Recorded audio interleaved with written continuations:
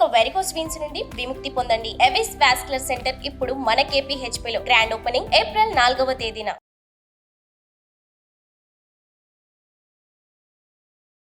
నమస్తే, welcome to Suman TV. నేను మీ అమ్మి. ప్రస్తుతం మనతో ఉన్నారు ప్రముఖ ఆధ్యాత్మికవేత్త, ప్రముఖ జ్యోతిష వాస్తు పండితులు డాక్టర్ గుండపూడి శివ సుధీర్ శర్మ గారు ఉన్నారు. గురుగారితో మనం మాట్లాడదాం. నమస్కారం గురుగారు. శ్రీమాత్రే నమః, శ్రీ గురుభ్యో నమః. గురుగారు, ఈ క్రోధినామ సంవత్సరంలో అసలు మిథున రాశి వారికి అండి ఏ విధంగా ఉంటుంది? రాశి వారికి సంబంధించి ఆదాయం కానీ వ్యయం, రాజపూజ్యం, అవమానం గురించి తెలియచేయండి. వీరికి సరిసమానంగా ఉందమ్మా. ఆదాయం 5, వ్యయము 5, ఖర్చు కూడా 5 ఉంది. రాజ్యపూజ్యం 3, అవమానం 6. ఈ సంవత్సరం వీరికి గురుగ్రహ ప్రభావం, రాహుకేతువుల ప్రభావం, శనిగ్రహ ప్రభావం చాలా విశేషంగా ఉంటుంది. అందరికీ బాగుందని చెబుతున్నారు, బాగాలేదా అంటే కొన్ని విషయాల్లో అందరికీ కొన్ని విషయాల్లో బాగుంటుంది, కొన్ని విషయాలు కొంతమందికి బాగుంటుంది. అలాగే ఈ మిథున రాశి వారికి ఈ సంవత్సరం ఎప్పటి నుంచో ఉన్నటువంటి అప్పులు ఏవైతే ఉంటాయో అవన్నీ కూడా తీరిపోతాయి. అంతేకాకుండా వీరికి రావాల్సినటువంటి డబ్బు కూడా ఏదైతే ఒకరి దగ్గర నుంచి రావాల్సిన డబ్బులు ఏవైతే ఉంటాయో, రుణగ్రస్తమైనటువంటి నష్టం, అవి కూడా వీళ్ళకి చక్కగా వీళ్ళ దగ్గర డబ్బులు వస్తాయి.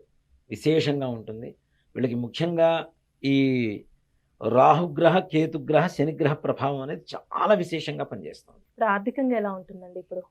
ఆర్థికంగా విశేషమైనటువంటి, అంటే ఇప్పుడు అప్పులు తీరుస్తారు అంటేనే డబ్బులు వస్తున్నట్టు కదా, కాబట్టి మంచి విశేషమైనటువంటి ఆర్థిక లాభాలు ఉంటాయి తప్పనిసరిగా. ఇప్పుడు వ్యాపారస్తులకండి, చిన్న వ్యాపారమైనా ఒకవేళ పెద్దది, ఒకవేళ కొత్తగా స్టార్ట్ చేయాలనుకుంటే ఈ సంవత్సరం వాళ్ళకి అసలు ఎలా ఉంటుంది? వ్యాపార రంగంలో ఉండేటువంటి వారు కొంచెం జాగ్రత్తగా ఉంటే చాలు. మరీ ఏదో పెద్ద పెట్టుబడులు పెట్టి చేయమని చెప్పడం లేదు. చిన్న వ్యాపారస్తులకు మాత్రం మంచి లాభదాయకంగా ఉంటుంది. ఎక్కువ మోతాదుల్లో పెట్టేటువంటి వాళ్ళు మాత్రం కొంచెం జాగ్రత్త వహించాల్సినటువంటి అవసరం ఉంటుంది. అనవసరంగా మోసపోవటం నమ్మిన వ్యక్తుల వల్ల ఇట్లాంటివి ఎక్కువ జరుగుతూ ఉంటాయి.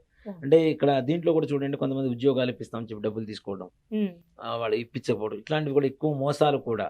ఏదైతే బ్యాక్ డోర్ అంటామో, ఆ బ్యాక్ డోర్ అనేది ఈ సంవత్సరం మూసివేసేసేయండి, చక్కగా ప్రశాంతంగా ఉండండి. ఇప్పుడు వివాహ ప్రయత్నాలు చేస్తున్న వాళ్ళకండి ఎలా ఉంటుందంటారు? వివాహ యోగం కూడా బాగుంటుందమ్మా వీరికి. కాకపోతే కొంచెం ఆలస్యం అవుతుంది. ఆగస్ట్, సెప్టెంబర్ ఆ టైం తర్వాత వీరికి మంచి యోగం ఉంటుంది.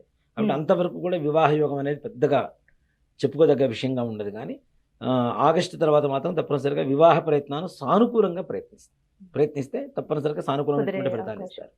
వ్యవసాయం ఎలా ఉంటుందండి? వ్యవసాయ రంగం వారికి ఈ సంవత్సరం మిథున రాశి వారికి కొంచెం నిరాశగా ఉంటుంది.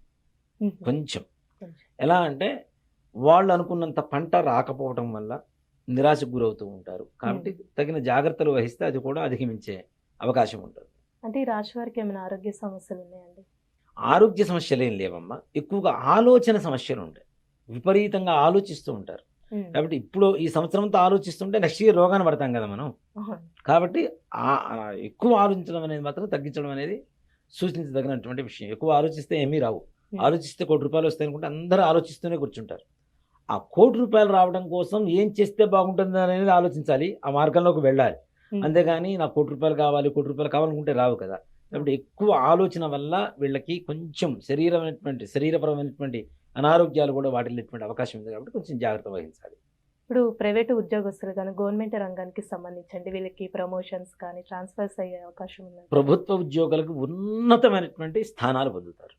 వీళ్ళు ఊహించరు, నాకు ఈ స్థాయిలో ప్రమోషన్ వస్తుంది, ఇట్లా ఉంటుంది, ఇంత జీతం పెరుగుతుంది, ఇట్లా ఉంటుందని. అలాంటి వాళ్ళకు కూడా విపరీతమైనటువంటి మంచి స్థానానికి వెళ్తారు, మంచి గుర్తింపు దొరుకుతుంది.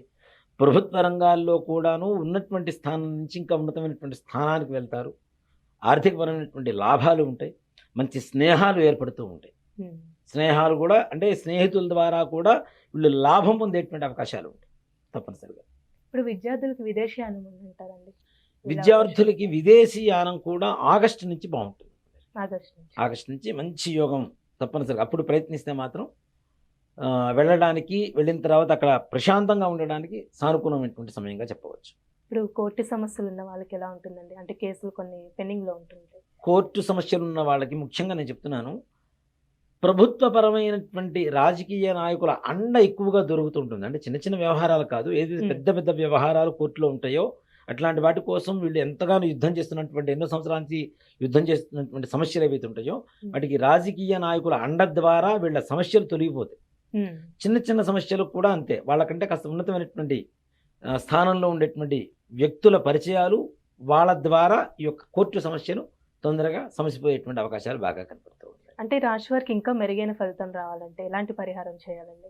మిథున రాశి వారికి ప్రతి గురువారం ఉమ్, సాయిబాబా దేవాలయం కానీ, లేదంటే రాఘవేంద్ర స్వామి వారి దేవాలయం కానీ, దత్తాత్రేయ స్వామి వారి దేవాలయం కానీ వెళ్ళి ఇంట్లో ఒక 1/4 కేజీ శనగలు ఉంటాయి, ఉమ్, చక్కగా గుగ్గిళ్ళు అంటాం కదా, అవును. ఉడకబెట్టుకొని దాంట్లో చక్కగా పోపు వేసుకొని అక్కడ ఉండేటువంటి ముష్టి వాళ్ళకి ఎవరికైనా పంచిపెట్టమని చెప్పండి.